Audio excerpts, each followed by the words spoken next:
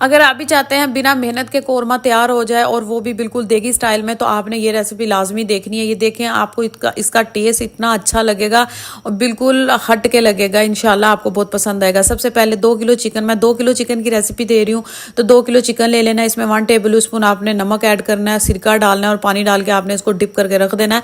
2 से 3 मिनट आपने या 4 मिनट आपने इसको डिप करना है ताकि इसका ब्लड अच्छे से निकल जाए। जब निकल जाएगा आपने इसको अच्छे से वॉश कर लेना पानी की मदद से, क्योंकि आपने चिकन ही साफ सुथरा लेना है। तो सिर्फ ब्लड का इशू होता है, तो आप ब्लड इस तरीके से निकाल सकते हैं और बड़ा ज़बरदस्त हमारा साफ चिकन तैयार हो जाएगा। प्याज मैंने ले लिए हैं 3 मीडियम साइज़ के, थोड़ा सा बड़ा ले लिया है, ठीक है। आपने इसी तरीके से आपने इसको कटिंग कर लेना। आप चाहे तो छुरी की मदद से भी कर सकते हैं, लेकिन इक्वल कटिंग करना ताकि फ्राई होते हुए इनका इक्वल कलर आए, ठीक है।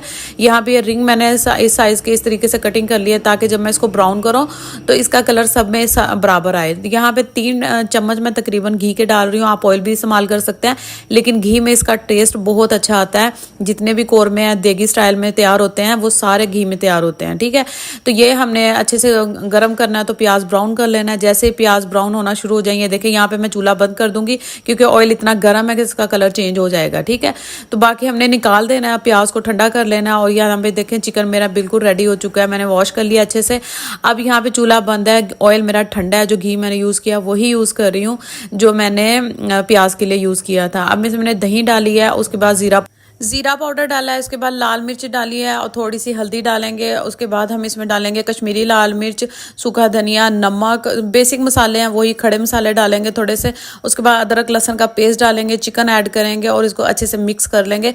साथ ही इसमें मैंने जायफल जावित्री का पाउडर डाला है और केवड़ा एसेंस अगर है तो आपने 2 ड्रॉप डाल देने हैं, वो नहीं है तो आपने इसमें डालना है केवड़ा वाटर, ठीक है।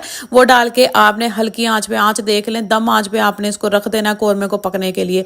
इधर प्याज कूट के अच्छे से हम रख लेंगे। अगर दानेदार कोरमा चाहिए तो आपने प्याज कूट के डालना है इस तरीके से।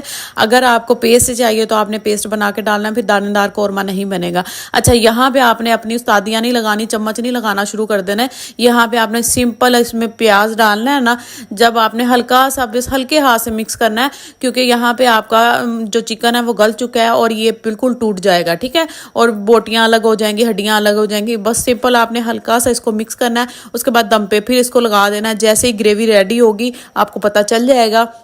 भुना बिल्कुल नहीं है, कोई भी हमने भुनाई नहीं करनी, कोई नहीं चम्मच मारने। लेकिन यहाँ पे ये देखें इस तरीके से उठा के आपने इसको मिक्स करना है बस। तो बिल्कुल हमारा चिकन भी रेडी हो चुका है और ग्रेवी भी हमारी रेडी हो चुकी है। जितनी आपने रखनी है उस हिसाब से आपने इसको सेट कर लेना है, ठीक है। कोरमे में आपको पता है थोड़ा सा ऑयल ज़्यादा हो तो अच्छा लगता है अगर आपने किसी के लिए सर्व करना है। खुद के लिए बनाना तो आपने ऑयल की क्वांटिटी या घी की क्वांटिटी कम कर लेनी है। मजीद वीडियो के लिए